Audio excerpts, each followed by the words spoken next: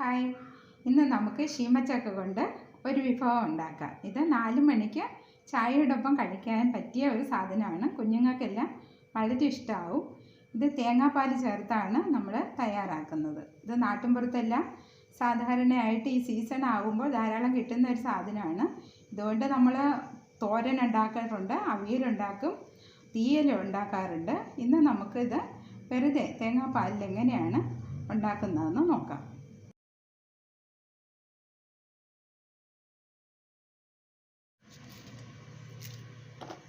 തൊലി കളഞ്ഞ് വൃത്തിയാക്കിയ ശീമച്ചക്ക, ഇതിൻ്റെ ഈ ഭാഗങ്ങളങ്ങ് കളയുക. അതിൻ്റെ പൂഞ്ച എന്നാണ് പറയുന്നത്. അതിനെ കളഞ്ഞിട്ട് ഈ ഒരു വലിപ്പത്തിൽ അതിനെ കട്ട് ചെയ്യുക. അതുപോലെ ഇത് പറഞ്ഞു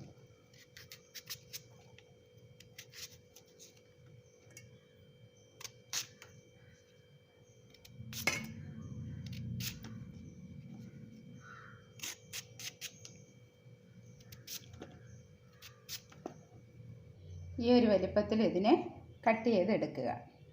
ഇനി ഇതിനെ കഴുകുക നന്നായിട്ട്. ഒരു ശീമച്ചക്ക കട്ട് ചെയ്യുമ്പോൾ നമ്മൾ അതിന് 1 മുറി തേങ്ങയുടെ പാൽ വേണം. 1 മുറി തേങ്ങ തിരുവി അതിന് നന്നായിട്ട് പാലെടുക്കുക. അപ്പോൾ ഒരു 1/2 ഗ്ലാസ് വെള്ളത്തിൽ 1/4 പാലെടുക്കുക.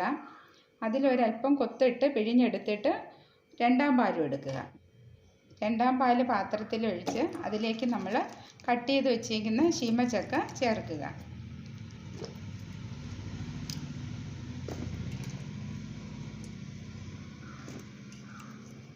2/2 പാലിലേക്ക് കട്ട് ചെയ്ത് വെച്ച് ശീമച്ചക്ക ഇട്ട് അടച്ച് വെച്ച് വേവിക്കുക.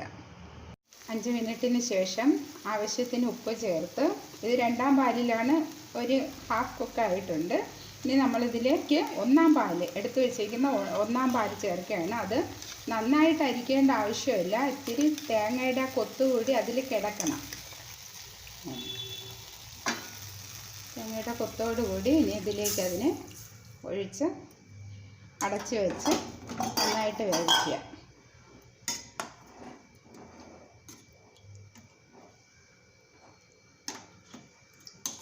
ഇത് ഉടഞ്ഞു പോകാൻ പാടില്ല. സാവധാനത്തിലൊന്ന് ഇളക്കി അടച്ച് വയ്ക്കുക.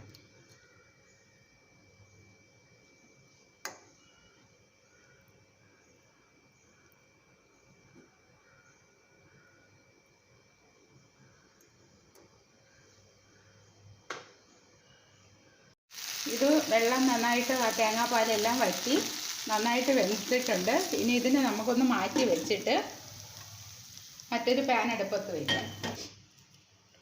എണ്ണ ഒഴിക്കുക. കുറച്ച് എണ്ണ മതി, ഒരു 1-2 സ്പൂണിനകത്തുള്ള എണ്ണ മതി.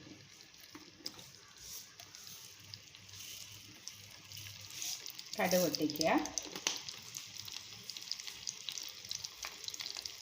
കടുക് പൊട്ടിയിട്ടുണ്ട്. ഇനി ഇതിലേക്ക് 2 പച്ചമുളക്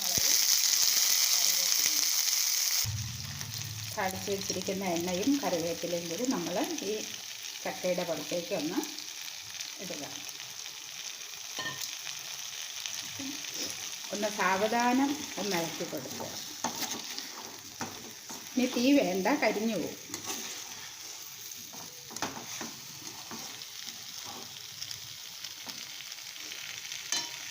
നല്ല ടേസ്റ്റി ആയിട്ടുണ്ട്. കുഞ്ഞുങ്ങൾക്കെല്ലാം വളരെ നന്നായിട്ട് ഇഷ്ടപ്പെടുന്ന ഒരു വിഭവമാണ്. ഇനി ഇതിൽ മധുരം ചേർക്കണമെന്ന് ഇഷ്ടമുള്ളവരാണെങ്കിൽ നമ്മൾ ഈ തേങ്ങാപ്പാൽ ഒഴിക്കുമ്പോൾ തന്നെ ഇതിൽ കൂടെ ശർക്കര കൂടി ഒഴിച്ചാൽ നന്നായിരിക്കുന്നതായിരിക്കും. ചക്ക റെഡി ആയിട്ടുണ്ട്. ചൂടോടെ ഉപയോഗിക്കാം.